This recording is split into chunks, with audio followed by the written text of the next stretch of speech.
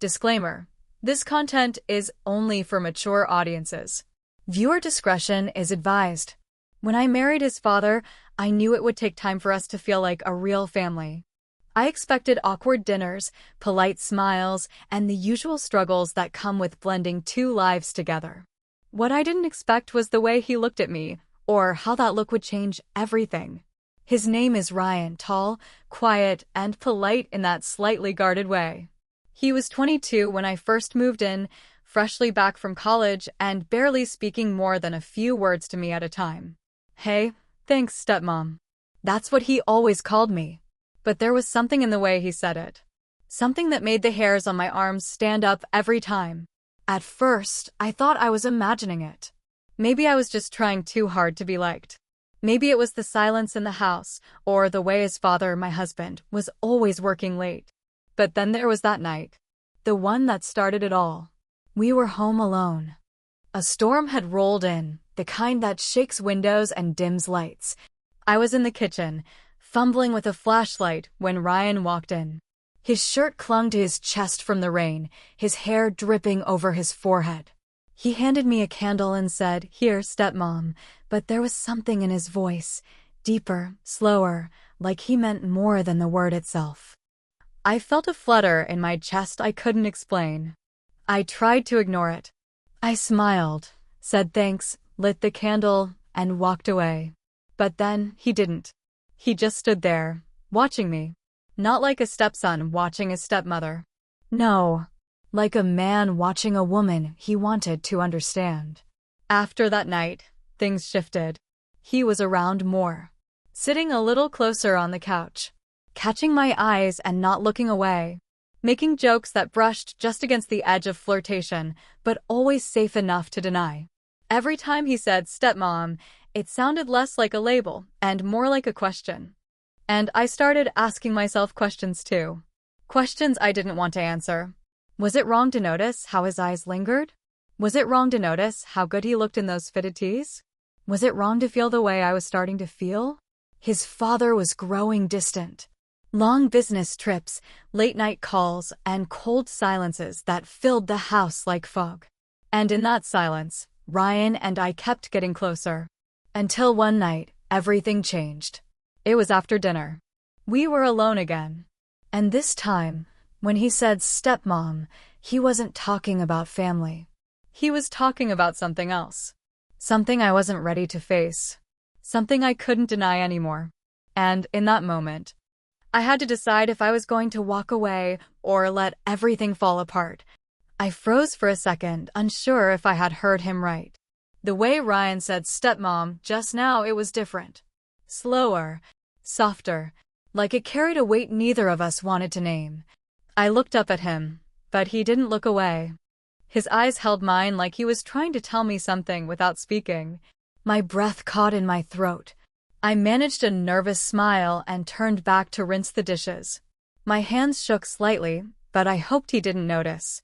The air between us felt heavier than before. I could feel him behind me, still standing there.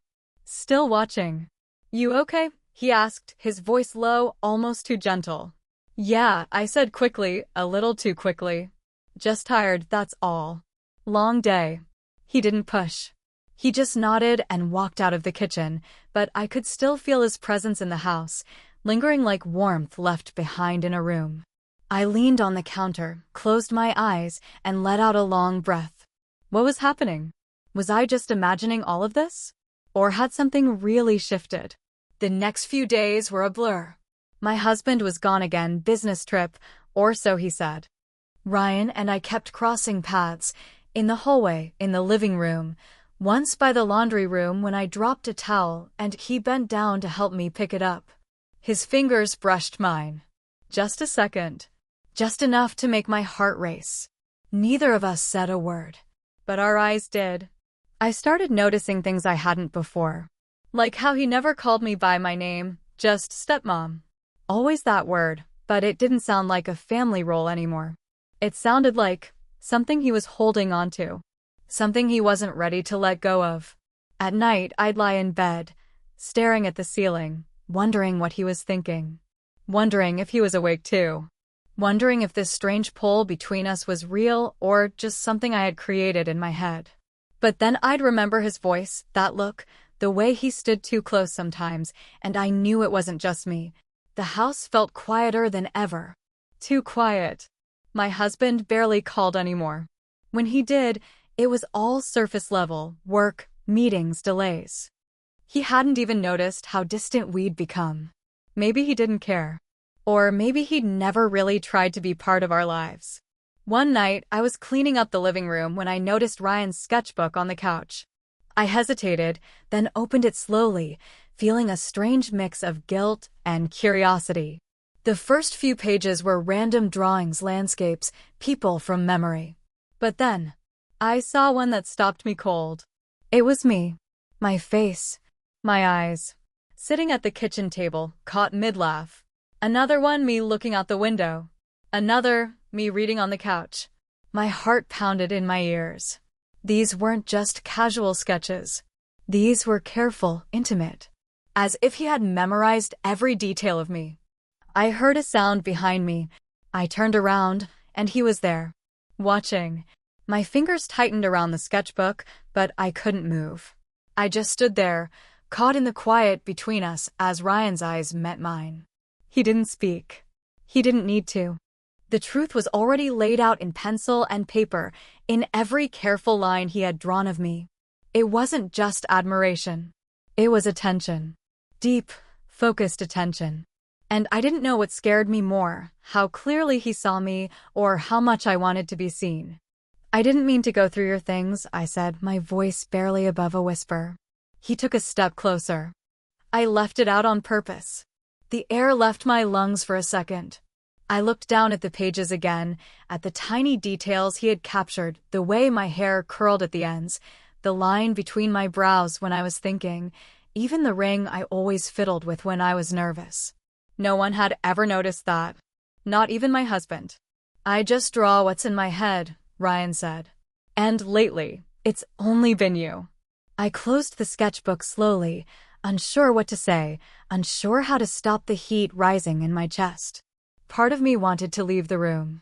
Part of me wanted to ask why. But the part one didn't want to admit, the part that scared me most, wanted to stay. The silence stretched. Then, like he could feel it getting too heavy, Ryan spoke again. I know it's messed up. I know you're married to my dad. I know how this looks. But I can't lie and say I haven't thought about you. Not just once. Not just a passing thing. I think about you every day. His honesty hit like a wave, unexpected, unfiltered, and impossible to ignore. I sat down on the edge of the couch, the sketchbook still in my lap, and for a moment, I wished I could forget the ring on my finger. I wished I could forget the title that had come with this house, this life. Stepmom. It had never sounded right. Not with the way he said it. Not with the way he looked at me. I tried to change the subject. What would your dad say if he knew about these drawings? Ryan gave a dry laugh. He wouldn't care. He barely even notices you're here. It hurt to hear that. Not because it wasn't true, but because someone else had noticed. Someone who shouldn't have. Someone who I was starting to see in a completely different way. That night, I couldn't sleep. I tossed and turned, his voice echoing in my head. Every word, every glance, every sketch. I didn't know how we'd reach this point, but something was happening, and pretending it wasn't wouldn't make it go away.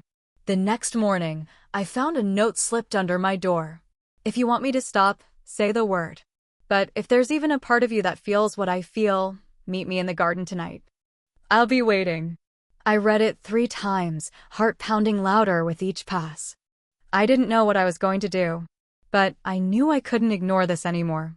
I stared at the note in my hand, reading it again under the soft morning light. Meet me in the garden tonight. The words felt like a choice, one I wasn't ready to make. But ready or not, something between us had already shifted, and pretending otherwise wouldn't fix it. All day, I moved through the house like I was floating. I made coffee. I cleaned the kitchen. I folded laundry. But nothing felt normal anymore. Every sound made me glance over my shoulder. Every creak of the stairs made my heart jump. I didn't see Ryan at all. He stayed in his room, or maybe he stayed away on purpose, giving me space. But the silence was louder than words. By late afternoon, the sky had turned a hazy gray, like the world outside was holding its breath too. I stood by the window, watching the garden below. The swing in the corner swayed slightly in the wind, the kind of quiet movement that carried weight. When evening came, I paced my room. The clock ticked louder with each second. I picked up the note again, my fingers brushing over the edge. Part of me kept asking, why didn't I just throw it away? Why did I keep reading it like it held something I didn't want to forget? I remembered the way Ryan had looked at me. Not just once. All the little moments I had brushed off, his hand on mine when I passed him the remote, the way he always noticed when I was tired, the warmth in his voice when he said stepmom, even though the meaning had changed. I had let it go too far. But the truth was, I had let it. Somewhere deep down, I had been waiting for someone to see me again. To really see me. And Ryan had. As the sky darkened, I found myself walking down the hallway, barefoot, quiet. The rest of the house was still. My husband hadn't called all day. I didn't even know what city he was in anymore. I opened the back door slowly. The air was cool, the kind that makes your skin tingle. The garden was dim, lit only by the faint glow of the porch light. I stood there for a second, unsure if I was going to take that step forward or turn back. Then I saw him. Ryan was already there, leaning against the wooden fence, hands in his pockets, like he wasn't sure I'd come. His face lit up when he saw me, but he didn't move. He just waited. Silent. Still. I stepped down slowly, my heartbeat thudding like a drum in my chest. Each step felt like a decision, each breath a confession. Neither of us said a word. When I reached him, I could see it in his eyes. He was scared too. Not of me, but of the unknown. Of what this meant. Of what would happen next. I opened my mouth to speak, but the words never came. Not yet. Because this moment was the edge, and we were both standing right at it. I stood there in the garden, just a few feet from Ryan, the air between us thick with everything we hadn't said. I didn't know what I was going to do, what I was supposed to feel, but before I could even begin to speak, the porch light above us flickered, and then shut off. We both looked up. Darkness fell over the yard, leaving only the soft silver glow of the moon. I didn't think you'd come, Ryan said, breaking the silence. I almost didn't, I replied, barely louder than a whisper. His eyes searched mine, like he was waiting for permission. Not for what came next, but just to exist in this moment with me. He took one step forward, then stopped. We can talk. That's all. I just needed to know if you felt it too. I was about to answer when we both heard the sound, footsteps, coming from the house. Ryan and I both turned toward the porch, our eyes adjusting. And then we saw him. My husband. He was standing there, half in the shadows, watching us. For a moment, no one moved. My heart dropped into my stomach. I hadn't heard the car. I hadn't heard the door. He was supposed to be out of town. He wasn't supposed to be here. He stepped down into the yard slowly, his eyes fixed on Ryan, then shifting to me. I couldn't read his face. It wasn't anger, not yet. It was something else. Suspicion. Hurt. A question he hadn't found the words for. I forgot my laptop, he said finally, his voice tight. Didn't expect a midnight meeting in the garden. Ryan took a half step in front of me, like he was shielding me. My hand instinctively brushed his arm, trying to calm the storm that was starting to brew between them. It's not what you think, I said quickly. But even I didn't believe that anymore. My husband let out a short laugh, humorless and sharp. You think I'm stupid? I come home and find my wife sneaking around the backyard with my son. Ryan flinched at the word son, and I felt the full weight of what we'd become crashing down around us. This wasn't a secret anymore. It was out in the open, and the one person who was never supposed to see it had. And in that moment, everything shifted again. Because it wasn't just about what Ryan and I felt. Now it was about what we'd risked. And what we were about to lose. The silence in the garden was deafening. No one moved. My husband's eyes shifted between me and Ryan, and I could feel the tension burning like fire under my skin. He took another step closer, and in that instant, everything we'd been hiding was right there, exposed under the night sky. "I want the truth," he said coldly. I opened my mouth, but nothing came out. I didn't know where to start. There was no clean version of this story. No easy way to explain how something so wrong had grown from something so human. Ryan stepped forward. "It wasn't supposed to happen," he said. "I didn't plan this. But I saw her. I mean, really saw her. And I couldn't look away." My husband turned to me, his voice cracking for the first time. "Is that true?"